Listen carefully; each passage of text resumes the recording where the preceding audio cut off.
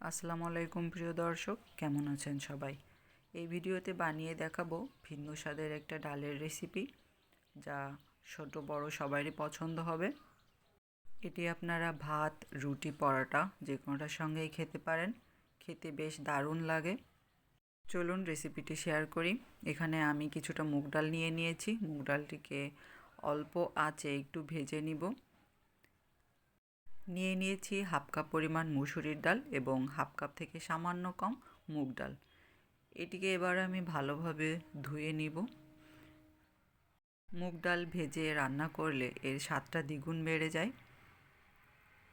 ভালোভাবে ধুয়ে নেওয়ার পরে এটিকে আমি 20 মিনিটের জন্য ভিজিয়ে রাখব।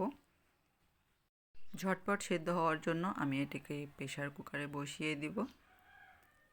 ভিজিয়ে রাখা ডালগুলো আমি প্রেসার কুকারে দিয়ে দিলাম। দিয়ে দেব কিছুটা কাঁচামরিচ, 2 টুকরা তেজপাতা, আদা রসুন কুচি, 2 টুকরা এলাচ, পরিমাণ মতো দিয়ে দেব লবণ, কালারের জন্য দিয়ে দেব সামান্য হলুদ এবং শুকনো মরিচ গুঁড়া। শুকনো মরিচটা অপশনাল, আপনারা স্কিপ করতে পারেন। আমি এখানে সামান্য পানি অ্যাড করে দিচ্ছি। বেশি পানি অ্যাড করা যাবে না, তাহলে ডালটা অনেক পাতলা হয়ে যাবে। পরিমাণ মতো পানি দিয়ে দিয়েছি। এবার নেড়ে চেড়ে বসিয়ে দিব। 2টে হুইসেল দেব। এখানে আমি কিছুটা তেলও দিয়ে দিচ্ছি। তেল দিলে ডালটি উতলে ফেনা বের হবে না। এবার ঢাকনা লাগিয়ে 2টা হুইসেল দিয়ে নিব। আমি এখানে 2টি ডিম সিদ্ধ করে নিয়েছি।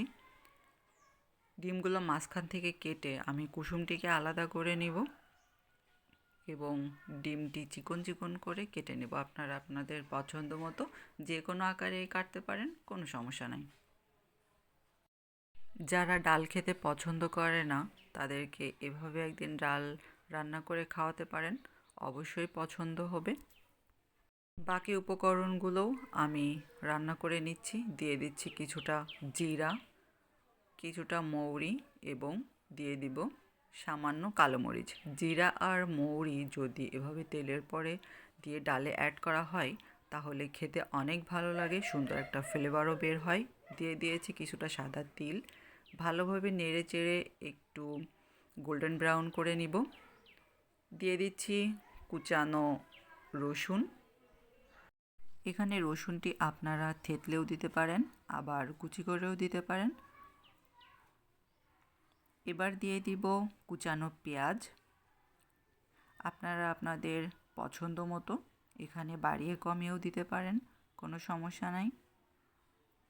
এটিকে আমি গোল্ডেন ব্রাউন করে একটু ভেজে নিব। বেশি পোড়া পোড়া করা যাবে না, আবার কাঁচাও রাখা যাবে না।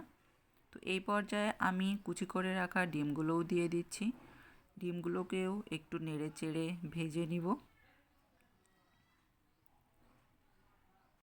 এভাবে ডাল রান্না করলে ছোট বড় সবাই খুব পছন্দ করবে। সবগুলো উপকরণ ভালোভাবে ভাজা হয়ে গেলে আমি দিয়ে দিচ্ছি কুচানো টমেটো।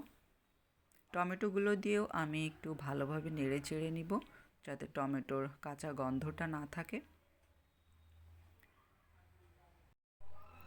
টমেটোটি হালকা নরম হয়ে আসলে আমি এখানে অ্যাড করে দিচ্ছি কুসুম। কুসুমটিকে ভালোভাবে ভেঙে আমি ছোট ছোট টুকরা করে নিব।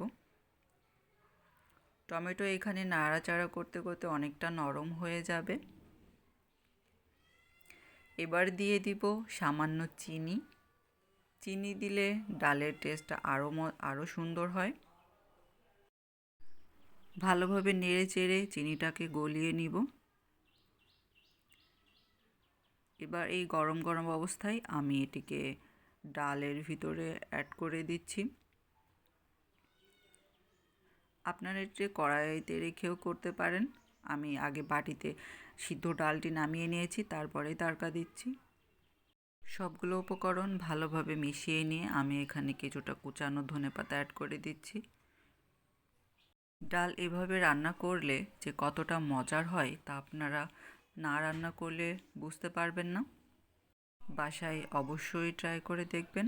ভিডিওটি দেখার জন্য ধন্যবাদ সবাইকে।